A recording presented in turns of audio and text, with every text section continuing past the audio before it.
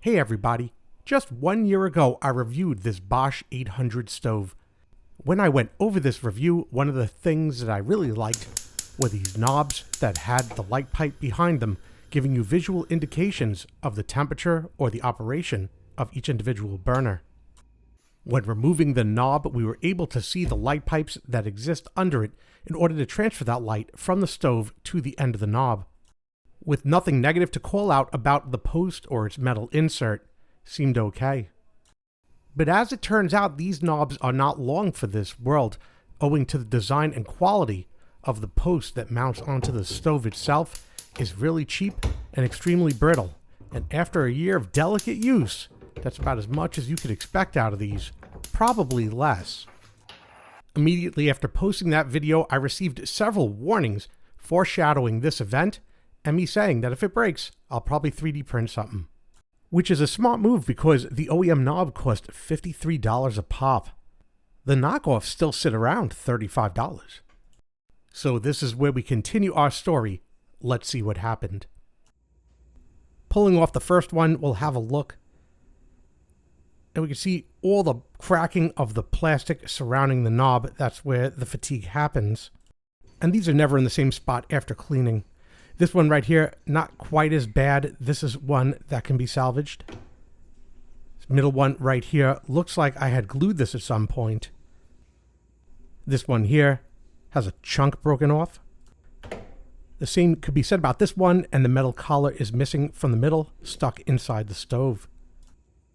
Luckily, all of these can be repaired, so I'll remove them now. Some of them, as I had mentioned, the metal collars are stuck in the stove, so I'm sure to remove these. My first idea was a brace that will go around the stud that protrudes, and we can see that I have some detents here to allow glue to go inside. On the other side, we could also see these square notches. There are 4 of them. Because of the shape of that stud, those are required. All of the final printing done in clear PETG to allow light to pass through to the greatest extent possible. It's also stronger, less brittle, and more heat resistant than PLA. Later, I just decided if I'm doing all that work, why not just reprint the entire light pipe? And that's what I did in 2 pieces, as we see here, with that detent that accepts the stud at the end, and that connects to the stove. These pieces would be glued together. The stud portion that connects to it is much more robust, making it the maximum allowable size that didn't interfere with anything, and the bottom is keyed to only go in one direction. Again, printed out in clear PETG with special settings to allow a maximum amount of light to pass through the top portion. This started, of course, with prototypes that I had printed in PLA, just to get all the contours and whatnot. PLA is really easy to work with for prototype. And I did do it again with PLA that's clear for light measurement. And then finally in PETG. And then I added on the top portion, completing this piece.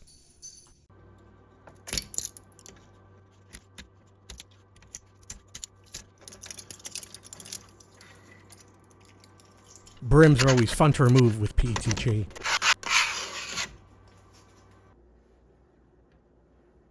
For the first print, everything's really easy to clean up. I just need to separate these brims from there, peeling them off and making sure that there are no remnants of it. Only takes about a minute to do all of these. For the other type of repair, obviously there are 2 pieces. I'll separate the studs from the light pipe. And these again are easy to clean up. You just peel off that brim and make sure there's no remnants. So that only took a minute. However, for these, it does take a little bit more work to clean these up because it does cover some of the holes. So I peel off the perimeter, make sure that's all nice and clean. And then I need to get in there to peel off the connection to the stud. I use a pair of needle nose pliers to remove that piece. And then with the pliers, I clear out these tracks, 2 on one side and then 3 on the other, like this. Those tracks have to be clean for the stud to fit in nicely. Looking closer, we see those 3 points here pointing to the end of that light pipe. They're going to match the stud. I should be able to just squeeze it right in. It's key to ensure this half circle is always in the correct position. I will, however, pull it apart because I plan on gluing it later once all 4 are checked. So I put it off to the side and make my way to the next one. If it's good, it fits, take it apart, put it off to the side until they're all done in the same exact manner. getting to the last one and that they all fit. When I take this one apart, I could start applying super glue, which I will do to the walls of the insert of the stud right here. So along that wall, just go around in a circle with a little bit of glue and then press it back into position. And then I'll place this off to the side, allowing it to dry. At that point, it's just wash, rinse, and repeat until all of them are done. These will then be left to dry for a while. I'll go off and do something else. And that something else will be demonstrating the brace as a repair method. This one is the best condition one I have, so I'm going to try it. And we can see those 4 raised appendages right around there. It's not a perfect circle. And this right here, if turned in the correct direction, we could see 4 dashes that accommodate that raised shape. So when you put it on and you twist it just right, you'll be able to drop it down in a position fully seated. I don't know if you really have to glue this in, but I did leave those little tiny slots for capillary action for super glue if needed. This fix is only really going to work effectively if you have a brand new stove and none of this broke yet. And this is really on there. The only way to remove this is to remove that screw using a hex key and take out the whole light pipe. Mildly disappointing that they couldn't spring for a stainless steel screw. You can see the screw condition is not awesome. It's rusted. Inside the remaining piece, we see some debris or old glue, which we can scrape out later before assembly. But this is what we're after. If I wanted to remove this, the only way that I found to do so without breaking anything is to place it in a vise with the teeth open just slightly wider than the piece to interfere with that sleeve that I put on, and then I'm able to push down and start it. And once started, of course, it's easy to remove. Yeah, I believe the glue to be unnecessary. For 90% of owners, though, this is no longer going to be sufficient. You're too far gone. You're going to replace the entire light pipe. So we're going to unscrew the light pipe from all of the remaining knobs. This one appears super glued from a repair. I'm going to have to break out that light pipe, ensuring not to damage the metal knob. But now I have all 4 removed and I'm ready to continue. The screws are all rusted out. I'm going to have to address those first. I've chucked a metal brush into the drill, starting with this really bad screw. What I'm going to do is put it in a pair of pliers and then clean up the face. That's half the problem solved. Repeating this with the other 3.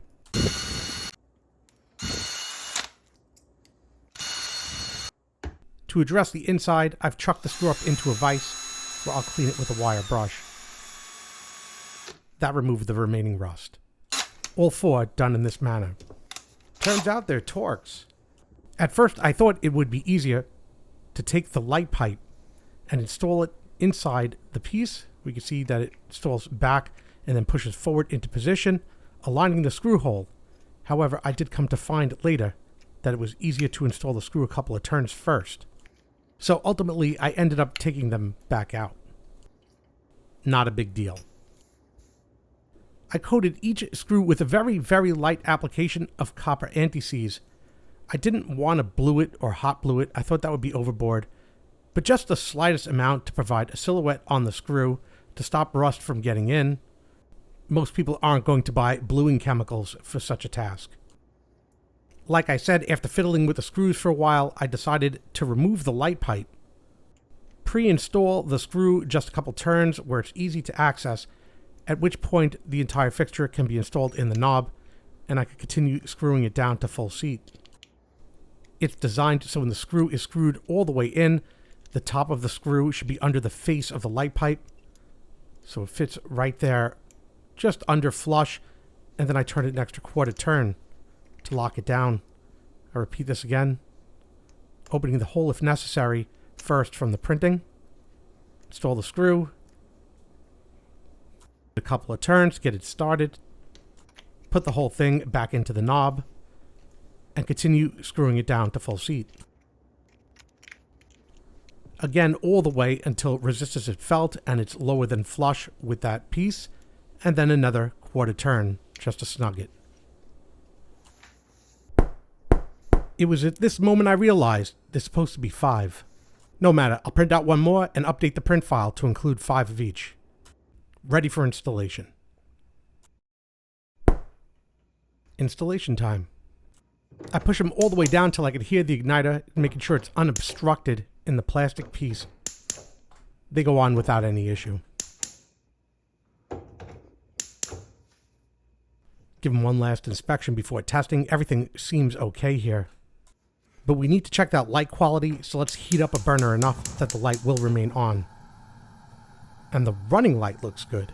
I do have to check on all of them that rubber gasket is perfectly aligned under, or light will leak out all over around. Now it's looking better right here. And it always did leak out a little. We could see from my original unboxing video that light does leak out the bottom. And it really is a very bright light. And that's why we put two side by side and we see that the level of intensity is consistent amongst both of them. And that concludes this video of the repair of the Bosch 800 stove knobs. Saves a lot of money than buying everything OEM. I hope you found this video enjoyable, entertaining, and informative. Do me a favor, hit that like button down below, helps me out a lot when you do, and hit that subscribe button to be informed of more videos like this when they come out. Again, I hope you enjoyed this video. Thanks for watching.